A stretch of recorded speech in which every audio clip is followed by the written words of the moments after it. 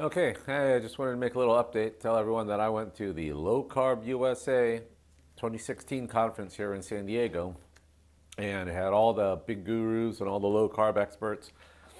And I finally got to see Gary Taubes in person, and I saw Jimmy Moore and Dr. Eric Westman and Dr. Andreas Eenfedlt and Dr. Jason Fung and Professor Jeff Volek. And I saw presentations about their clinical experiences treating diabetes with low carb diets, and Dr. or Professor Volek talking about some of the successes with ultra endurance athletes and ketogenic diets. And I've seen these talks before, and I'm not surprised by any of it. I eat high carb. I don't believe in any of the low carb craziness. But yeah, you can treat diabetes with low carb diet and a high carb diet. When people lose fat, they regain insulin sensitivity and everything starts working again.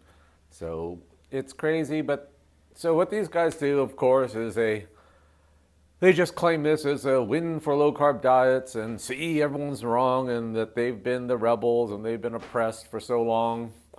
And their view of the their view of the obesity epidemic and the problems that we have with the modern food supply is carbohydrates, of course, because they're the root of all evil. And what caused us to eat carbohydrates? Of course, the US 1980 dietary guidelines, because we got influenced by Senator George McGovern, who was influenced by fraudulent data in Ansel Keys' 7-country studies that he manipulated just because he had something against saturated fat, and boy wasn't he wrong, and the whole world went off the rails, and obesity just shot up. And then now that we eat butter, it's leveled off. Oh, it's reversed. It's stopped. And no, people just gotten as fat as they're going to get. And yes, people are lazy and gluttons. And it's great to sit with the TV and in front of the TV with a remote control, not having to move and order a pizza. But anyway, that's not what they believe. What they believe is the government guidelines have driven us to this. People are addicted to sugar, and it's not the hamburgers. So anyway, I went because I had to see Gary Taubes give the talk that he always gives, the same talk he's been giving for 8 years, and I've seen it before, and so everything he says, calories in, calories out, is wrong, or people think about it wrong, or it's the first law of thermodynamics, which he dances around for a while, and I guess until once you're confused, and he'll tell you, yes, it's insulin, because God knows insulin's never been around before, and people never ate carbs before. But after 1977 and the dietary guidelines and Ansel Keys, all of a sudden, all the carbs we eat turns into glucose in the bloodstream, and then releases insulin, which drives it into triglycerides in your cells, and I guess never comes out again. So this is what he believes. This is what he tells everyone. And and recently him and his nonprofit NewSci funded a pretty big metabolic ward study that he got the NIH to, I think, co-sponsor, and also he got a principal investigator called Dr. Kevin Hall, who's a normal researcher, and ran the metabolic ward experiment where they took some young overweight subjects, and got them weight stable, then ran they ran a crossover study where they had them on a ketogenic diet for a while. They probably had the lead-in diet, I think, was a high carb, high sugar diet. They measured, they worked out the calorie balance that they needed to have them lose weight at a steady rate, which they did. And then they switched them over to a ketogenic diet, same calories, except, 80+% fat, 5% carbs, 15% protein. And they lost weight at the same rate. And so Dr. Kevin Hall comes up with the conclusion that, okay, big surprise, as far as weight loss goes, a calorie is a calorie. There's no ketogenic advantage.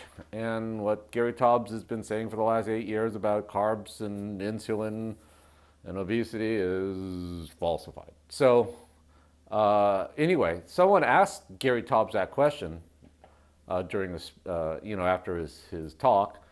And Gary Taubes like, okay, well, this will be the last question. But he addressed it and he said, well, of all the candidates or all the people that wanted, the principal investigators that wanted to run this experiment, Kevin Hall was the most ambitious, but he was the youngest.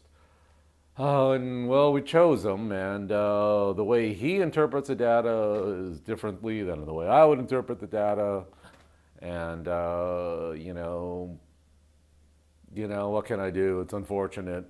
He doesn't see anything different. He thinks that study, I guess, I don't know. I think he sees the study as confirming his beliefs. I don't know how he does that. But everyone else says, oh, wow, that seems to falsify it. But it doesn't matter because none of these guys will believe it. No one cares, right? They'll just dismiss this stuff. So, and that's what they do. They just keep on going, talking about the ketogenic diets that I guess they love. But I looked around, and aside from a few probably vendors, nobody had abs. Gary Taubes, I mean, he looks great. I think he's, pushing 60, he looks great.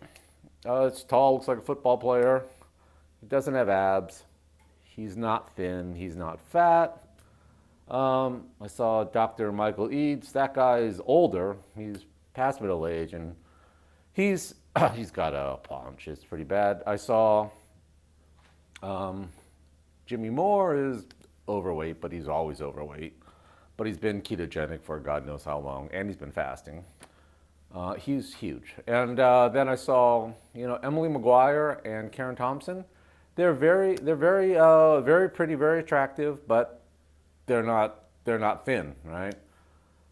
So everyone's doing a ketogenic diet. Not sure why. To me, it just seems like it seems to me like a little bit of torture, maybe a lot, maybe you like it. But anyway, I went to the conference just for the fun of it. Okay, did I troll them? Oh yeah, sorry, I couldn't resist.